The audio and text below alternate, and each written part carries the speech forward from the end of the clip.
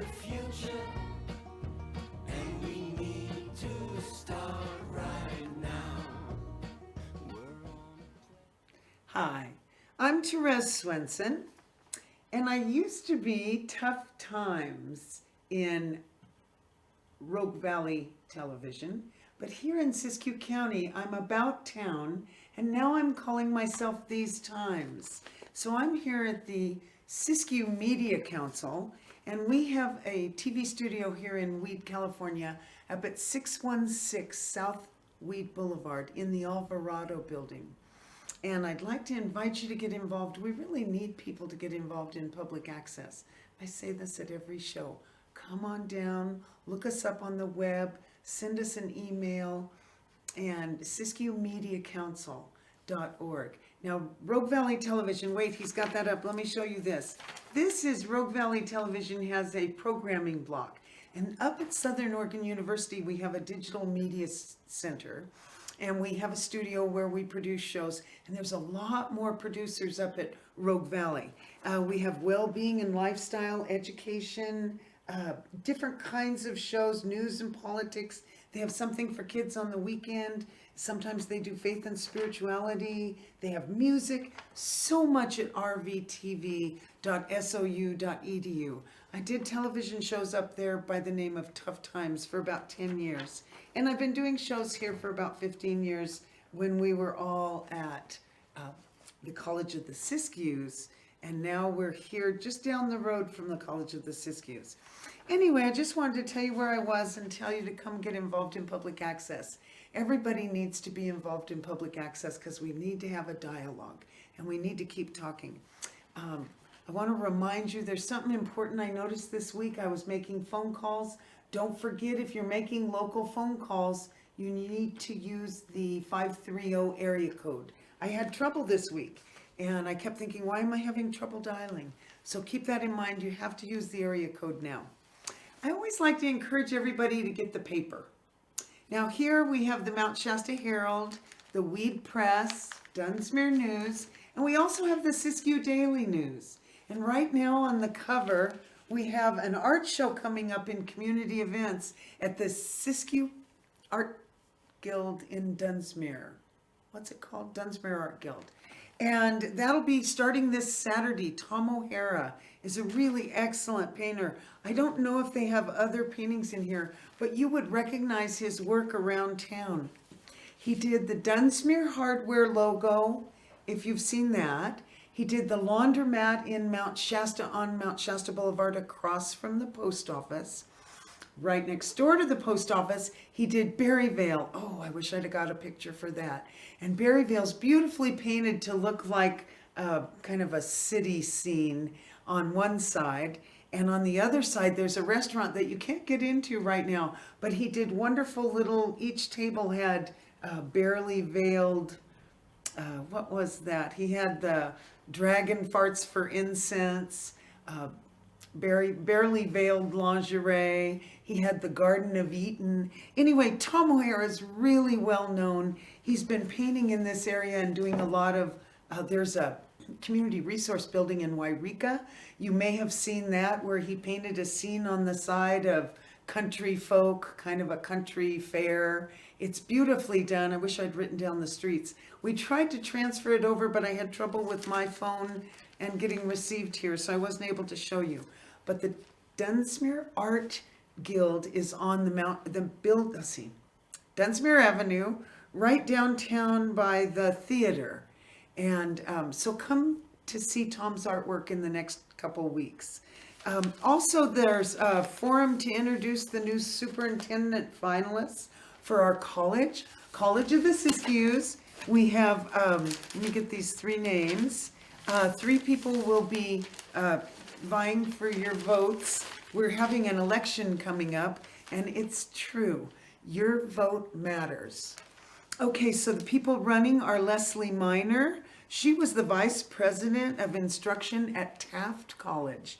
So she has a lot of experience. Mark Cleaver, he's the interim vice president of academic affairs right now, and he is the incumbent vice president, Mark Cleaver. and he understands our needs here with the television studio. We used to be at the college, so we're looking for more space to get back in. Also, Shar Perilous, she's the interim superintendent. She's being the president of the college right now, and she's doing a good job. So I just wanted you to know you're going to see that on your ballot, that you're being asked to vote for people to run the local college. And you want to try and hear their voices so that you make an informed choice. Informed is empowered. I see these kind of this in the paper, and I say, oh, that's so important.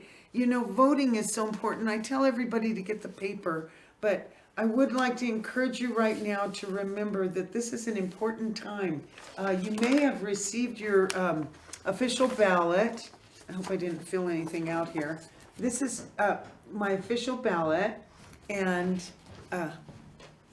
so it came in the mail, and then I also got a primary election with all kinds of things that I am certain I will have no time to read all these things that everybody said, but I guess I can, if there's somebody I'm curious about. It's got a lot of information. Don't let this scare you.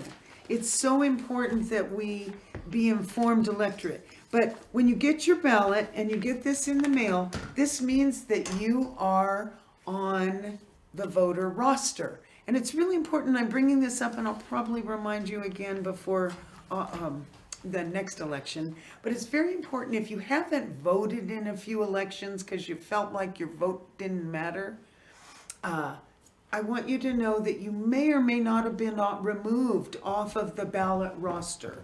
So you may wish to think about, if you didn't receive this yet, because I'm pretty sure everybody's mailbox got flooded with their election materials. Now, don't just sit down and try and fill it out and see if you recognize a name. Make sure that you know who you're voting for. One of the things I noticed when I was going through here is there's a lot of places where there's just an incumbent and they're not challenged. And that concerned me because I felt like there was some things on here where they really, we just need people to be involved. So I want you to look through, and if you see somebody that's not challenged and it looks like something you'd be interested in applying for, here's what I have to say to you. Run for what? Is there something you could run for? Citizenship. It's a responsibility that we all have. I kind of had some cue cards. Are you registered to vote? I like to ask people. There's more of us than there are of them, I say. We need to vote. It's very important. Your vote does count. Oops, I used different paper. You do have a civic duty. You can't just say, oh, I'm so tired of watching the news. 4 years of distracting, in things that got our attention. And then we had the 2 years of the COVID, which everybody got so frustrated and tired with. And then we had all the problems with getting products, and everybody was so discouraged that they couldn't have the things that they usually need. I gave you a big list of that last summer. And then we had the COVID, and what else? Something else. What's been in the news a lot? God, there was something I wanted to mention that we're all tired of. Oh, 8 weeks, 9 weeks, 10 weeks of war. I think we're all heartbroken and not sure the information that we're getting. I know that there's misinformation. I know that there's 2 different understandings about why this invasion took place. I understand that we need to talk about it and know the truth because it's hard to watch, and I find that I almost want to turn it off. It's like I don't want to hear about that. But then I think about those people that were living in their homes, farming in their fields, and a war started. And I'm hoping that it comes to an end soon because this is our future. We're supplying, our country is supplying all these weapons all around the world, not just in Ukraine. And we're putting out all kinds of toxic on our planet. So I'm discouraged. I do want to remind you that you can run for something as little as maybe your school board, or maybe a supervisor, or maybe to be on a meeting. We could use another board member. Maybe you want to work with us about media and communications, and Maybe you want to help people do podcasts. There's a lot of things that we can help do because we have all this equipment and cameras and sound. And I know that our responsibility is to make sure we get the city council, city planning, supervisors. These meetings are available to you on Cable 15 in South County and Cable 4 in Wairika, YCTV, and then South County is MCTV. But it's all under the umbrella of Siskiyou Media Council. Anyway, I do want everybody to remember that it's one man, one vote. I know that our voters' rights are being challenged, and that's why I say to you, if you haven't voted because you got discouraged and felt like you couldn't make a change, I want you to make sure that you're counted in the next election to be able to vote. Because I'll tell you what, freedom isn't free. And we're learning that as we look around the world at what people are going through. We need to restore voting rights. I want to tell everybody that it's important to call your representative. I'm having trouble getting some of my clue cards up for you, so I kind of wrote it up so I could tell you to remind me that you can make a difference. Your vote is important. We need to make sure people, right now it's in the news a lot. We're hearing people talk about rights, but it's not just women's right to choose for an abortion. It's privacy, because it's the right to choose who you love, who you eat with, who you sleep with, who you live with. This is important. This is so important. And the vote just came before our Congress, and all of one party voted against women's rights. And I think most of the country doesn't feel that way. But the elected officials are paid a lot of money, corporations pay them, and voters are needed. I just want to make sure you hear me in this show, because the one thing you can do is call a representative and tell them how you feel about this, that you want to restore voters' rights, that you want to make sure your vote counts, that somebody can't just withdraw it because your signature didn't match. I mean, I never even thought about that before till I heard that they tell people your signature doesn't match, so you can't vote. So now, about voting, it also affects climate. And I think this is a wake-up call for climate change. So I want to talk to you a little bit about climate change. What you can do is call your representative, and I have these things I wanted to point out to you. The reason I think climate change is important, that's not going to work. I had this little map here where I wanted to tell you across the country, not really what this is about. I was just talking about using this for the country. Don't look where it says fracking. That wasn't what I was trying to talk to you about. I'm going to cover that up.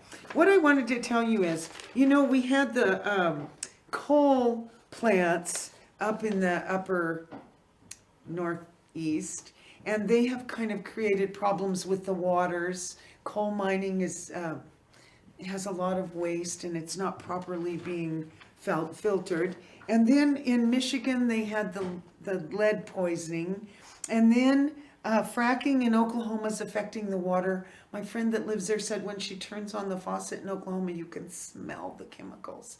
I mean, it's scary, the water on this earth. The Colorado River had a breach because there was a bunch of mining effluents that were stored that somebody broke free and compromised. So many people get their water from the Colorado River. It's like 800 million people or something. And that was compromised. They have a leaky power plant up in Washington. What else? The toxic water issues down in the Everglades. I just think we need to admit that people say climate change doesn't matter, but I really think we need to realize that there's been, everybody knows somebody that lives where there's been tornadoes or floods or droughts or fires. We can't deny that it's changing. I mean, it's just so much more crisis than before. And so we really do need to take action today. I talked about this a little bit before, But for our children's tomorrow, there's a really good website I'd like to introduce you to. It's called 350.org. And it really is a climate for change. 350.org, you'll learn so much. So if you're kind of wondering, where do I look for information about that? I wanted to share that with you. But we really do all have a part to play. One of the things I saw in a little magazine I was looking at, somebody said, well, can I take my gray water from my house? Because now I'm being metered. Is there something I can do to water my lawns and such?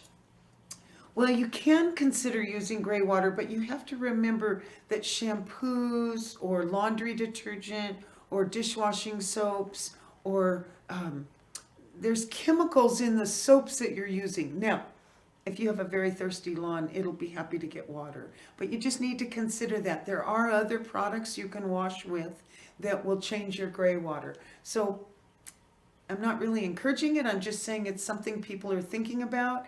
Some people have rain barrels where they collect the rain off their roof and then they reroute it to just go to, like for example, the rain comes off the roof and then goes to all the flowers in the front of the house at one friend's house.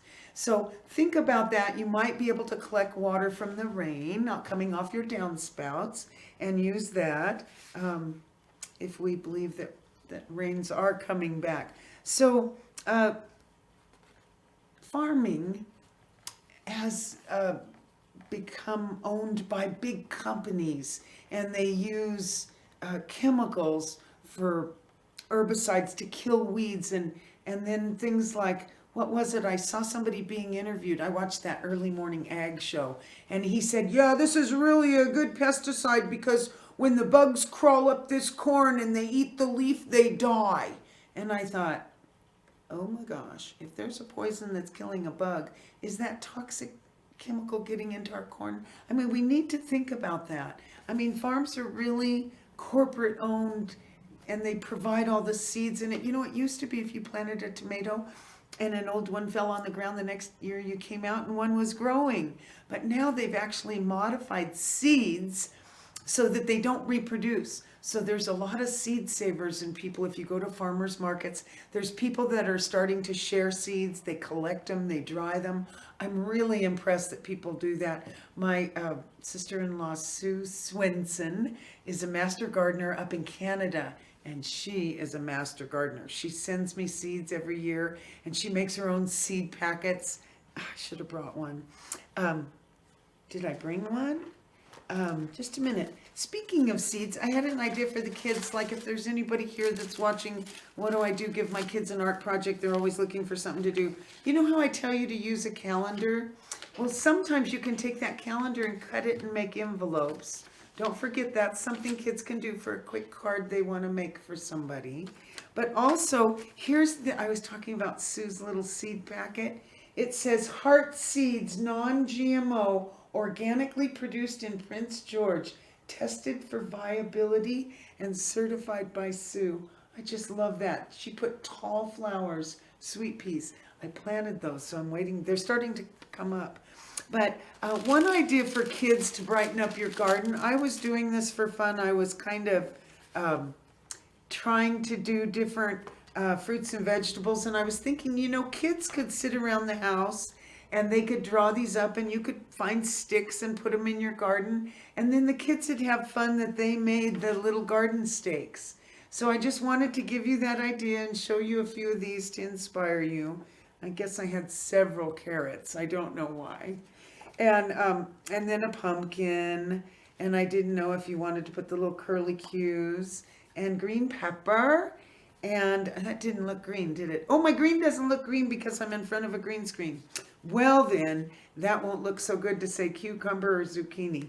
Anyway, you could have the kids just set them down and have them help you make some little pieces of paper to put out on a stick while you're waiting for the seeds to come up so you remember what you planted. I think it's a good idea to get the kids out there and have them watch how something comes up, and you can get little carrots so they actually can see them grow and get excited.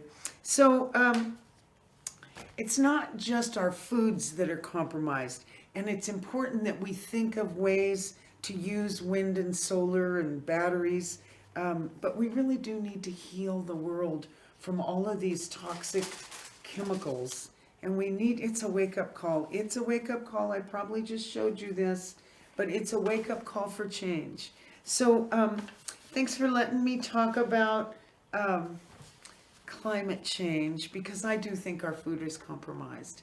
And I think we need to start growing gardens, and we need to have, even if you just do a little potted tomato or grow some basil or just some herbs, have a little herb garden. Or one of the things I noticed they've been selling at our Spring Hill Nursery is they make these raised beds, and they build 2 boxes set one on the other, so you can just have like 6 or 8 inches of dirt, and you can plant your lettuce and your kale and chard on a raised bed, and then you don't have to bend over to the ground, and you can just cut it off.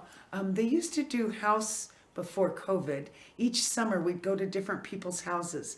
And Jackie had a deck on Eiler, and she had built a raised bed garden. And when we got there, she had like half eaten of the salad. So it can be done, even though we're a mountain community and we get a late start. Salads are this cooler time of year. So you might want to have the kids plant some salad. Just like each have a different packet of seed and have them watch how fast salad comes up, and they can make their own salads. Okay, because gas is so expensive, I had a couple things about cars I wanted to remind you. So for spring cleaning for your car, don't forget to change the filter, because you've been driving around on dusty, dirty, wet, muddy roads. So you might want to change your filters in your car. Well, also in your house. We have to remember to change filters more often now. But the windows in our house and in our car need to be cleaned, because it's that time of year. What else on your car? I wanted to remind you that you can make your own window washing fluid, I realized. And I couldn't believe this. It said just white wine could be used. 1 part white wine. And I thought, every once in a while you open a bottle of wine and it's awful. I can't believe this. Did I read that right? And it says, and a cup of alcohol. And you put water, white wine, and alcohol. And you can make your own windshield wiper washer fluid. I want to remind you, I've heard lately that neighborhoods are getting swept by little criminals that are just looking for an easy opportunity. Crime is an opportunity that people go along on a street and see cars open. So think about it. Is your car unlocked right now? Make sure your car's locked outside your house, because somebody might want those few quarters that you left in the dash. You want to make sure that you are locking your car when you're in town. You're going to run in the store for 5 minutes. Lock your car. Let's not encourage people. I think we have to remember we're on the I-5 corridor, and people stop here and they might just walk through a parking lot and see if a car opens. So make sure, we remind people at Christmas to do that so their presents don't get taken. But let's remind people now to be more careful, that people really are poor and gas really is expensive, and they're looking for ways to pay for it, and they might break into your car. Also, let's be more considerate drivers. Sometimes I get frustrated when I'm wanting to make a turn and somebody doesn't use a blinker. I'm sure you've all had that. And actually, I probably sometimes forget to use a blinker. But I think we need to be courteous drivers. And with gas being so expensive, we can slow down and get a few more miles to the gallon and use our blinkers. I just wanted to remind you. Okay, my health tip for the day. I want to remind everybody that we're spending so much time typing and bent over and curled with our phones and our computers that we need to remember to pull that string and straighten up, find a door jamb, put your back against it, and just stretch. We can't spend hours and hours and hours, or we're going to be a curled people. So don't forget to get up and walk around and stretch and get away from the computers a little bit too. Okay, so I wanted to say that, and don't forget, I always remind you, don't forget to turn your phone off. We forget. And if you're driving around, your phone's hitting lots of different towers. If you turn it off, it'll just go to the tower that it's near you. What else do I want to remind you? I don't really want to get into politics. I know what I want to tell you. At the library, there's several things there. I want to keep libraries alive. I want people to use them for meetings. I want you to remember to take the kids there to get books. I want to remember to use your library. We need them. We should be using them for little meeting places. But at our library, your library card comes with things you may not know. And that is that if you live in an area that has museums, you get a free pass. They have seed lending programs now with libraries. Web access, of course, people know that they can pull up and use the Wi-Fi. This is something I learned they have, I hadn't thought about. Language learning can be daunting, so why not try it for free? Thousands of public libraries use a program called Mango, which has online resources for all ages and 70 tongues. That's different language. Mango Languages at mangolanguages.com/libraries. So that was something I wanted to remind you. And if you have a library card, the state parks right now are giving you like 3 weeks. You can renew it. They give you some sort of a visit state parks with your library card. Now we have a visitor's guide for the local Castle Craig's Park. And I want to invite, I'm kind of as part of my health about getting up and getting out, is we need to walk around and get out and just get away from media. I love this. My girlfriend made this card and it says, "Not all who wander are lost." She took this from a book from J.R.R. Tolkien.